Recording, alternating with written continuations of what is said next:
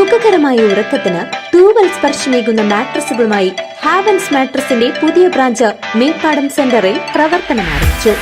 ചിറങ്കോണം കുര്യൻസ് ആർക്കേഡിൽ പ്രവർത്തിക്കുന്ന ഹാവൻസ് മാട്രസിന്റെ പുതിയ ബ്രാഞ്ചാണ് ജനങ്ങളുടെ സ്വീകാര്യത കൊണ്ട് വീണ്ടും ചേലക്കരയുടെ ഹൃദയഭാഗത്ത് ആരംഭിച്ചിരിക്കും. കുറഞ്ഞ വിലയിൽ കസ്റ്റമൈസ്ഡ് മാട്രസുകൾ ഏവർക്കും സ്വന്തമാക്കാം.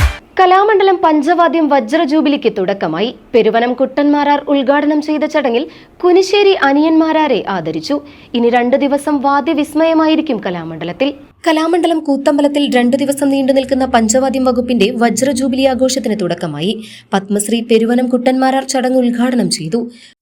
എല്ലാത്തിൻ്റെയും മഹത്വങ്ങൾ അത് ഇവിടുത്തെ സെമിനാറിലൊക്കെ പ്രതിപാദിക്കും. അന്നപനയുടെ സഹോദരന്മാരെ, അച്ഛന്മാരാർ, പരമേശ്വരന്മാരാർ, പീതാംബരന്മാരാർ, കുഴൂർ ത്രയം, ഞാൻ വിശദീകരിക്കുന്നില്ല, പല്ലാവൂർ ത്രയം, ചോറ്റാനിക്കര, അങ്ങനെ തുടങ്ങി വാദ്യ നിരയിൽ നിരവധി കലാകാരന്മാരുടെ സംഭാവന പഞ്ചവാദ്യത്തിന്. ഞാൻ തിമലയെ മാത്രം പരാമർശിച്ചത്. തിമലയാണ് കേരള കലാമണ്ഡലത്തിലെ തിമല കളരിയാണ് സത്യത്തിൽ പഞ്ചവാദ്യ വിഭാഗത്തിൽ പ്രധാനം. മദ്ദളം പഞ്ചവാദ്യത്തിന് ഒഴിച്ചുകൂടാൻ മദ്ദളം കഥകളി വിഭാഗത്തിലാണ് ഇപ്പോഴും ഇവിടെ പഠിപ്പിക്കുന്നതും കുട്ടികൾ വരുന്നത്. അപ്പോൾ മറ്റ് മദ്ദളത്തിലും ശ്രേഷ്ഠരായ. ഉദ്ഘാടനത്തോടനുബന്ധിച്ച് പ്രശസ്ത തിമില കലാകാരൻ കുനിശ്ശേരി അനിയന്മാരാർക്ക് 10,001 രൂപയും പ്രശസ്തി പത്രവും ഫലകവും നൽകി ആദരിച്ചു.